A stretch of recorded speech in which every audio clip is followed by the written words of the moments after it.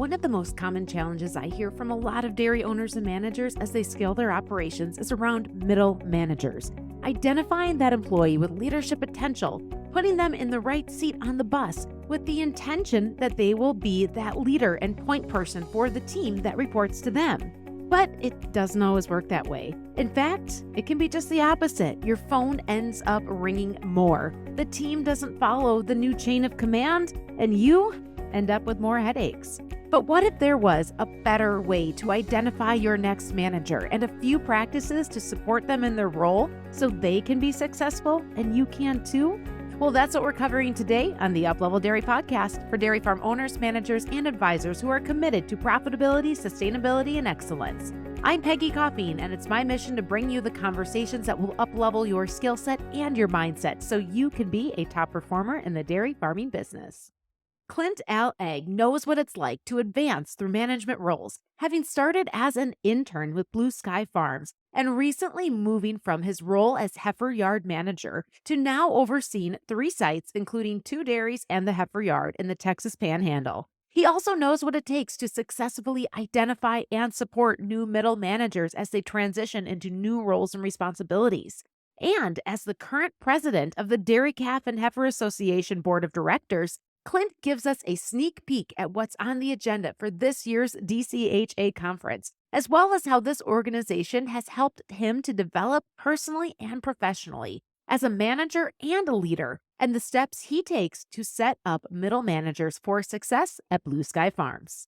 This episode is sponsored by the Dairy Calf and Heifer Association, the only organization focused on producers and managers raising dairy calves and replacement heifers, with the mission to assist member calf, heifer, and dairy beef producers in improving their herd health and profitability by providing leading-edge gold standards and best practices information, as well as industry-leading networking opportunities. Hear more about the upcoming DCHA Annual Meeting, as well as some real relevant tips for transitioning middle managers with Clint Al-Ag on this Uplevel Dairy Podcast. Clint, one of the resources that has really helped you to develop your leadership and management skills to do what you do every day, which is overseeing 150 people at Blue Sky Farms, is the Dairy Calf and Heifer Association. And in fact, you are currently the board president and are preparing for the upcoming DCHA Conference. So would you like to just take a moment to invite our listeners to this year's event? Yes, this year we're going out west. We're going to be in Westminster, Colorado, just outside of Denver, April 9th through 11th. And we welcome everyone and anyone. So give us little insights as to who this meeting is for.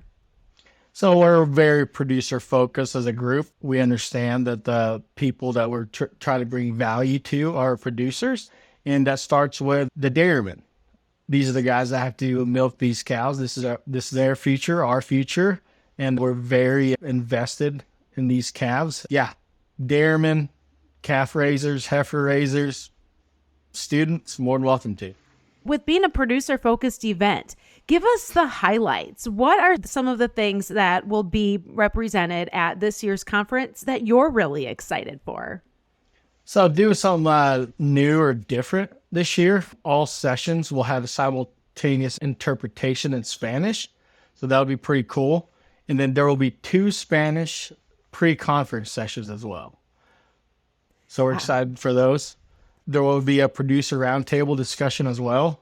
Like what we've done in the past, we're going to have 3 different tracks: your wet calf wean track, post-wean repro, and then beef cross.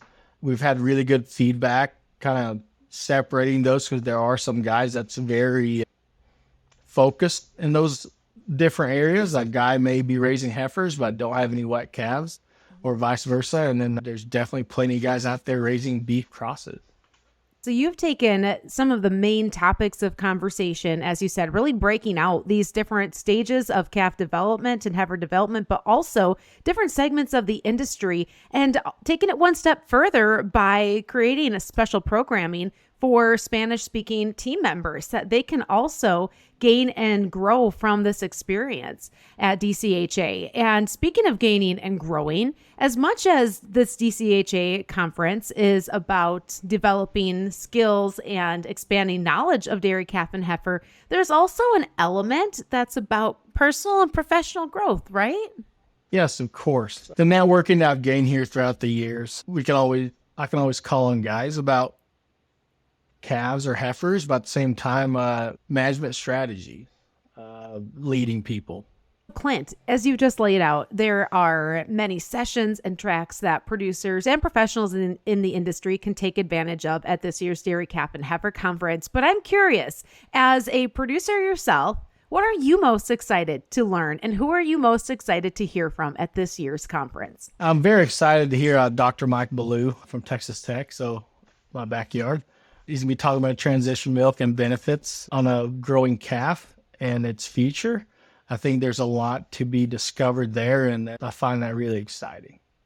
Yeah, so definitely some take-home points that producers will be able to bring right back to their operations. And when we talk about that, there are calf raisers and heifer growers of all styles across the country. Tell me a little bit more about who this is for as far as size and scale of producer.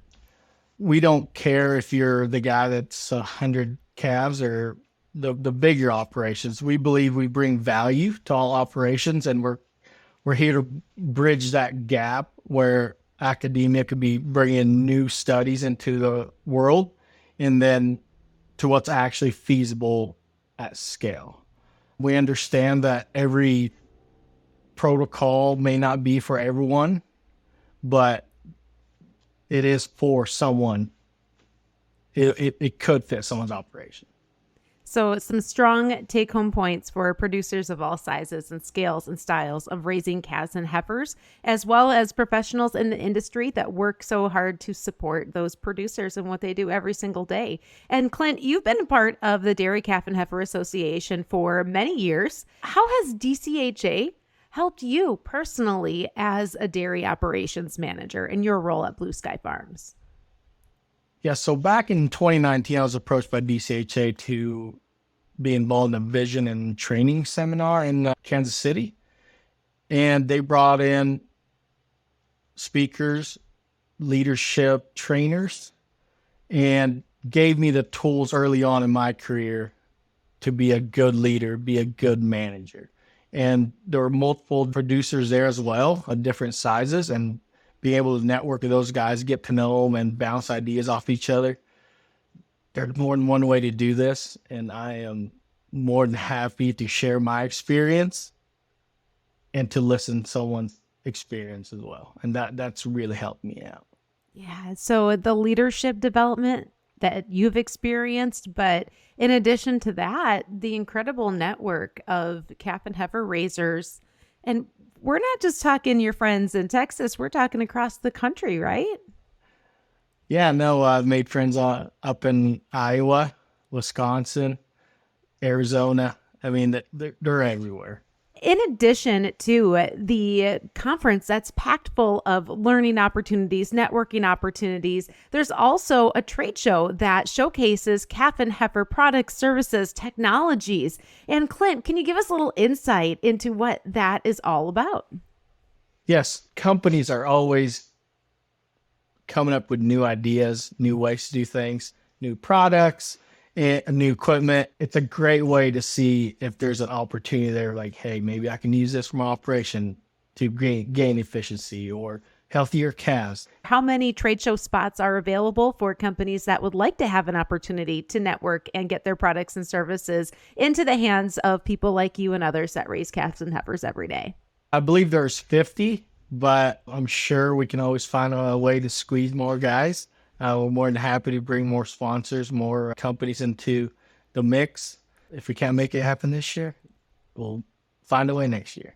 And one way to do that is by joining you and your friends at the Dairy Calf and Heifer Association Conference. And again, that will be April 9th through the 11th in Westminster, Colorado. And we'll have all the links in our show notes for you to be able to register and also check out opportunities to be a sponsor or to exhibit on that trade show floor. And the full program and agenda of all of the speakers and highlights that Clint mentioned earlier that will be on deck at this year's Dairy Calf and Heifer Association Conference. One of the most common challenges, Clint, that I hear from a lot of dairy owners and managers as they scale their operations is around middle management, identifying the employees with leadership potential, putting them in the right seat on the bus with the intention that they will then be able to be that leader and be that point person for the team that reports to them. But a lot of times what I hear is it doesn't always work like that. In fact, it can be the opposite, where your phone ends up ringing more and the team doesn't follow the new chain of command that's in place. And you end up with the good, high potential employees sometimes leaving and even more headaches for yourself as a manager. So I'm curious, Clint, you're a manager, you have a lot of friends that do similar things to what you do. Have you ever heard this from others or experienced it yourself? Yes, I've definitely more recently happened to myself as a new general manager of Blue Sky Farms and taking more of a hands-off approach to the heifer facility. We had to restructure the chain of command. There were guys that could just call me anytime with a question, and we kind of had to divert that to the new leadership structure we had.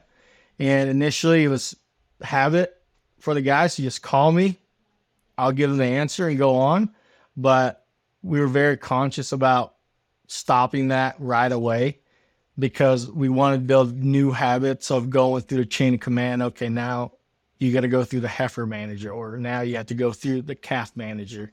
And I don't want to say I don't want to be accessible, but I want to be accessible at the right times. Take a moment and just explain a little bit about the transition that you went through. So how you started with Blue Sky Farms, what your role was, and then what you do now and how that has changed and evolved. I initially started as an intern back in 2016 for Blue Sky Farms. And right after the internship, there was an opportunity to manage the heifer facility. During that time, the heifer facility maybe had 25 employees, and over the years we have grown to roughly 70. So we've seen a lot of growth there, and as more growth, more employees have taken on more responsibilities along the way as well. And it's just been a fun ride so far. And this last year, there was another opportunity where, hey, Clint, we need a general manager at these 2 other facilities. Would you like to take on more? And my answer was yes, but I'd like to keep the heifer yard as well. That's my baby. That's your baby, hence why DCHA is such an important organization to you. So what you just kind of laid out there is you started as an intern and worked your way up through then managing 25 people, you said, with the heifer facility. And then now you oversee not just the heifer facility, but also the dairies as well. So 3 sites that you oversee as general manager.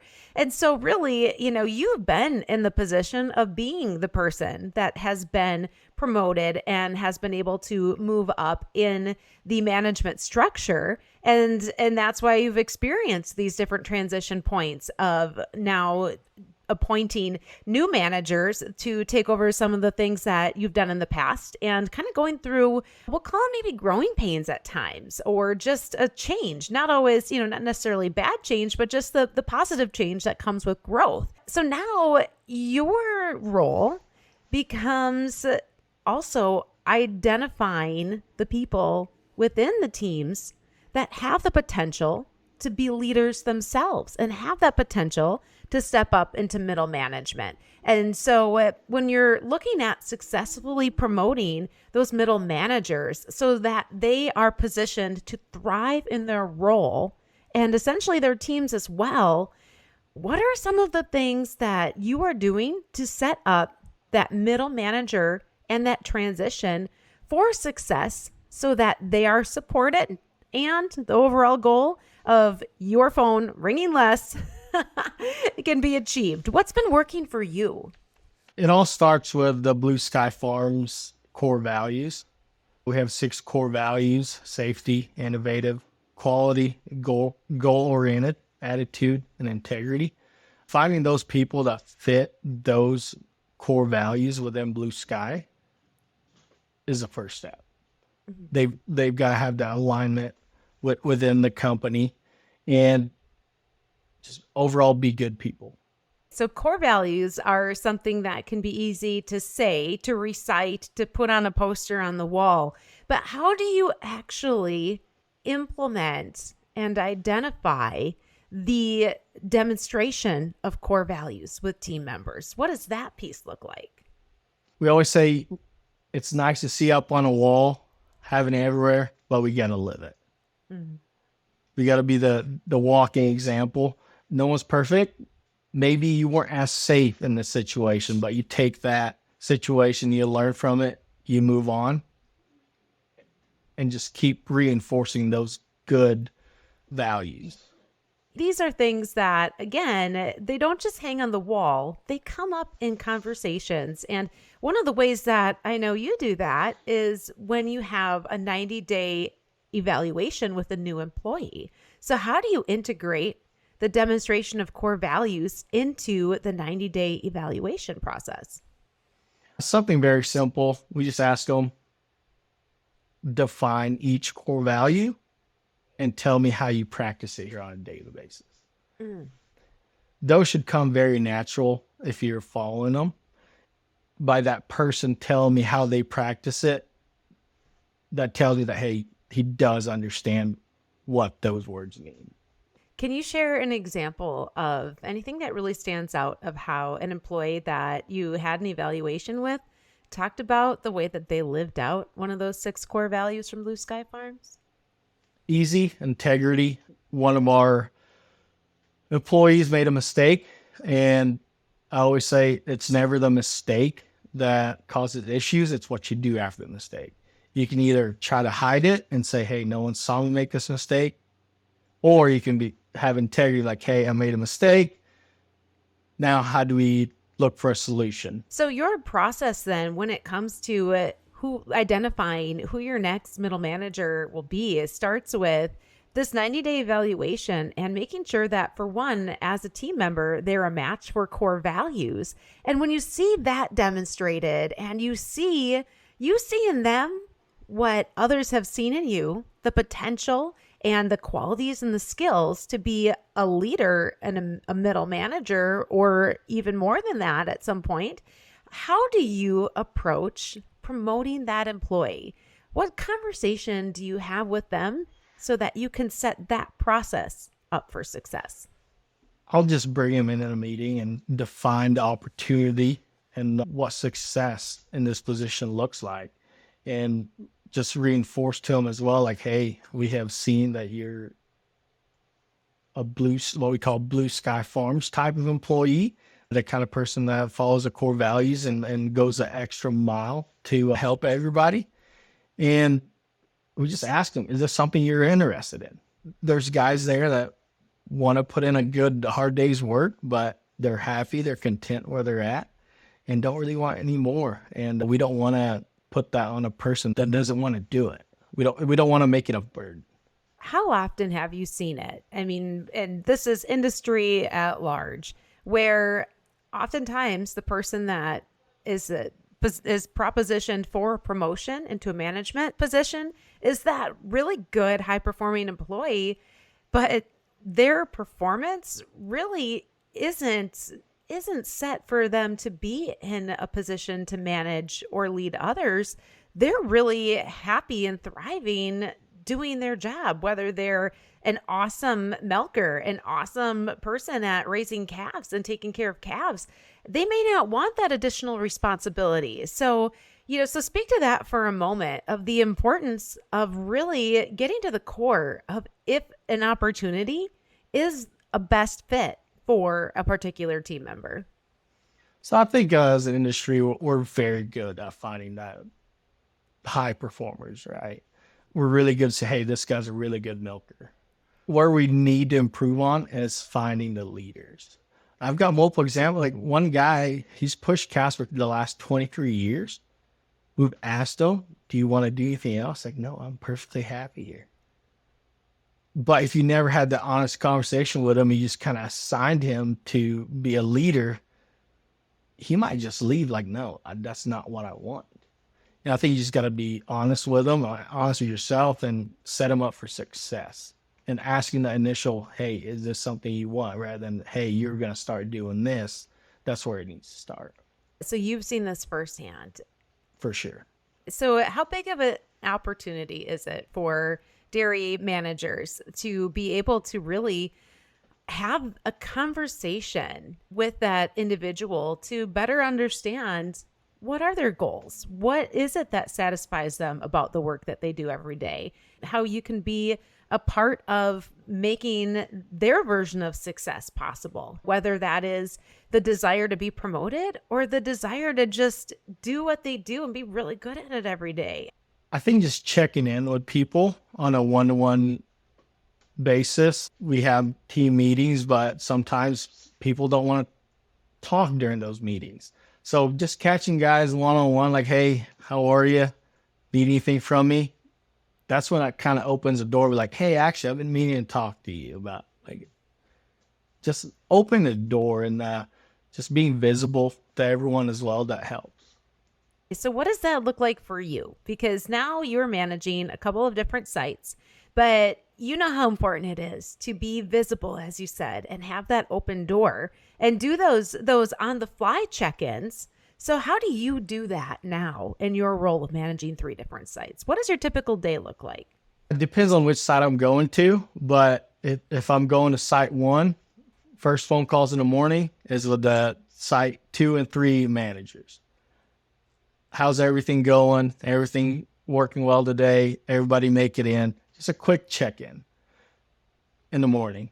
If I'm headed to the back of the calf ranch, as I'm passing by, just waves like, hey, everything good today? And most of the time they say, yep, everything's good. But just that little touch point as you go about your day really helps out. Going back to when you identify someone that you see the potential to be a leader and the steps that you take, this ties right in because as you talked about, it starts with the evaluation at your 90-day point, doing this check-in on core values and how they are living out those core values, taking what they've shared, what you've seen and observed, and then really having the conversation by saying, okay, we have an opportunity for you to step in to a new role in the operation, a new to you role. And here's what it looks like. Here's why we're coming to you, because we see that you demonstrate the core values. And then asking, is this what you want? Is this what your desire is to advance in the position, to advance within the company? And if all of those stars line up and their answer is a full resounding yes, that they want more, how do you support them in being successful as they transition into becoming a manager? We provide them with the tools and just support them along the way. When I say tools, leadership trainings. This is maybe their first leadership position ever in their life. And I want to make sure, hey, go listen to this guy on YouTube. Hey, go to this class. We just want to make sure they don't feel like they're on an island. Like, oh, now I'm in this position. Okay, now what? When it comes to some of the trainings or classes, anything that stands out that's been particularly helpful, either for you or for some of your team members as they've learned to become leaders and managers? For me personally, Zoetis had a course called People First. That's been very, very helpful in my growth as a manager. And then Cornell offers a new course as well in Spanish, transitioning from companions to leaders. I think that's where some guys kind of struggle, where that relationship changes to where, hey, now we work side by side to where now I'm your leader. And that's where a lot of the mid-level managers can struggle with relationships going forward. Anything else that you've been able to provide as a training tool to help them in being successful? There's no learning tool like learning from your own mistakes. You can't always be there for the guys. You gotta let them make their own mistakes, learn from those mistakes, and just support them. You can't chop their legs out from under them. You can't come down on them. You just be like, okay, maybe that didn't turn out to be the solution we wanted, but now let's find a better solution, go about it, and then use that for the future. This goes back to communication and having regular conversations. Yes, for sure. Yeah. So do you do that on the fly, or do you have a structure for manager meetings, middle manager meetings, check-ins? How does that work for you? So Mondays, I have my dairy managers meeting, hour and a half. We've started working together more often. That time has shrunk. It seems like there's not as many bullet points to go over. It's just, hey, no, this is done. Well, we're communicating throughout the week, and there's not a whole lot to go through anymore, just bigger picture things. And then for the heifer facility, we do that on Tuesdays. Same thing, hour and a half. And it's just a good time to just for everybody to catch up. You may have 3 managers in one site, but they may not see each other all day.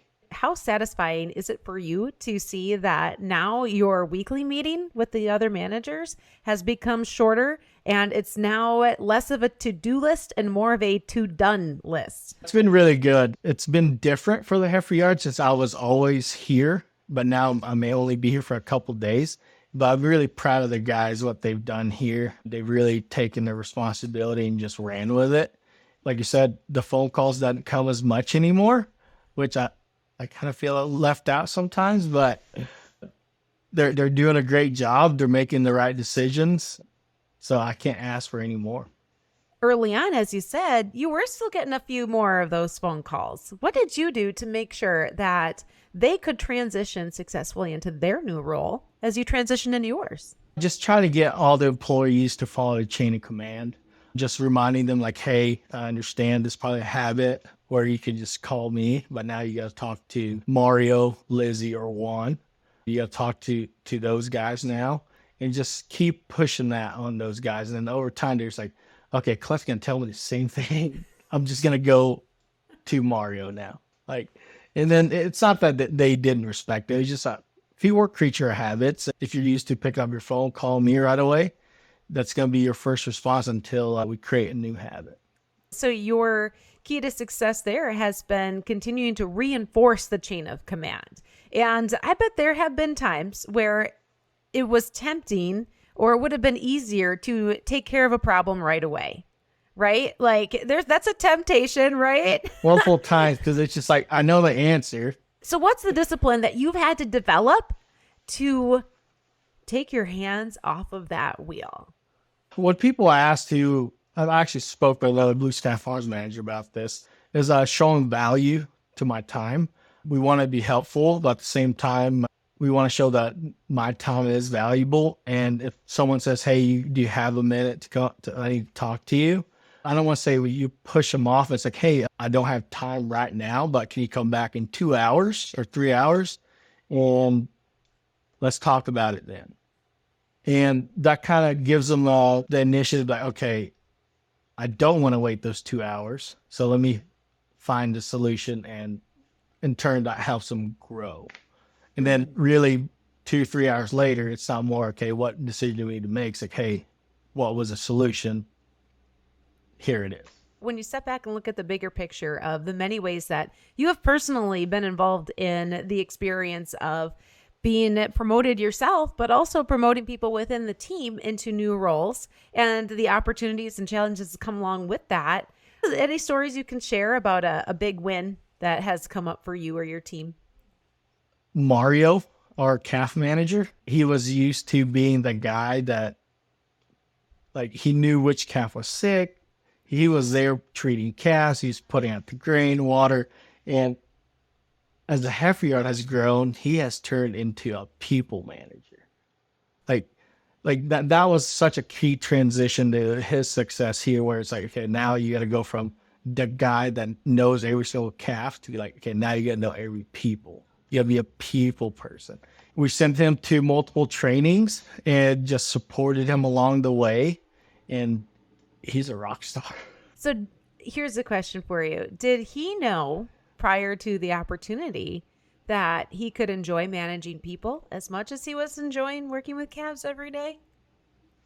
I mean, I'm sure he saw the writing on the wall, like, hey, to really keep growing, you got to take on more people responsibilities. But just seeing that growth from him. I've been really proud of that. And then that's just not me. That comes from all the other Blue Sky Farms managers that's helped us along the way. But yeah, his growth has been tremendous. Oh, it sounds like it's been an incredible win for the entire team and the entire operation there. For sure. Yeah, no, couldn't do it without him. So, this bigger picture, Clint, of what we've been talking about, this all kind of goes back to employee retention, employee engagement, and also the topic of not just keeping employees, but also the topic of turnover. And so how do you view retention versus turnover? Just explain a little bit about how you look at that area of managing people. So those are two very important metrics. Turnover is an easy one that you can always look at. We shoot for less than 40% turnover. Some years we get it, some years we don't.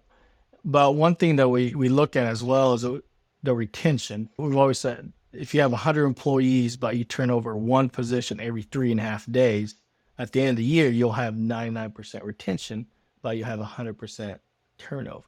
So you got to dig into, okay, so why are we turning people over? Is there a certain position that's constantly turning over? How can we make that a better position for everybody? And just really look at yourself in the mirror and say, okay, are we missing something?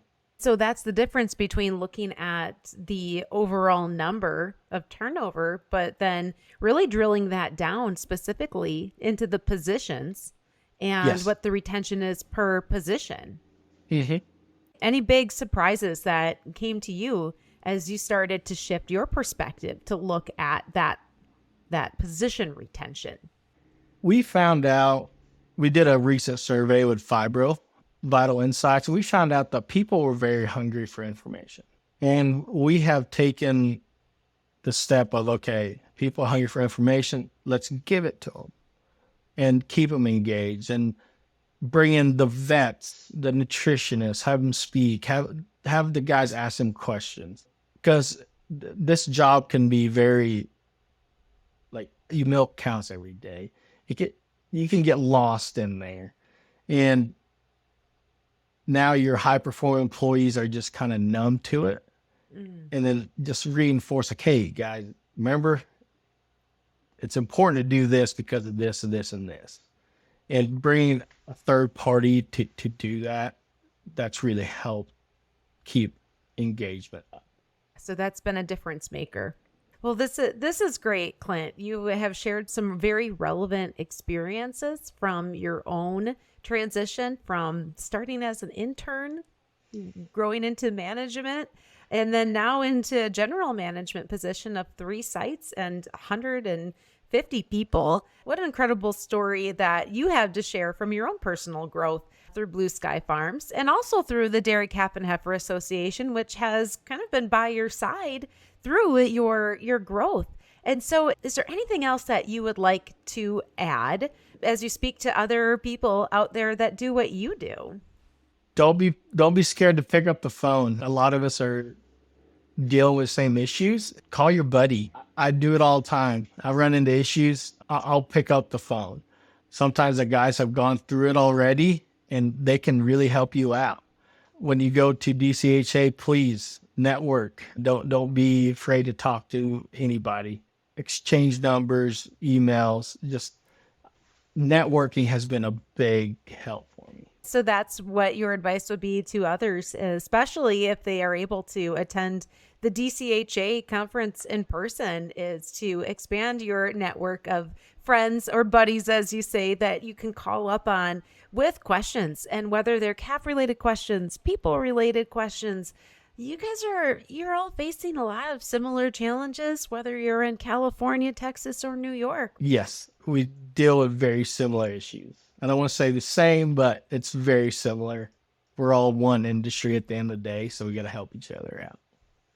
And one way to do that is by joining you and your friends at the Dairy Calf and Heifer Association Conference. And again, that will be April 9th through the 11th in Westminster, Colorado. And we'll have all the links in our show notes for you to be able to register and also check out opportunities to be a sponsor or to exhibit on that trade show floor. And the full program and agenda of all of the speakers and highlights that Clint mentioned earlier that will be on deck at this year's Dairy Calf and Heifer Association Conference. Clint, I'll hand it back over to you as board president. One last opportunity for you to invite the listeners out there of the Uplevel Dairy Podcast to join you and become a part of your network and one of your buddies at the DCHA Conference this year.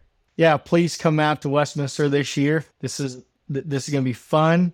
There's going to be a lot of good producers, lots of ally industry people, sponsors, exhibits. Come hang out, come learn, make friends. We're excited to see everyone.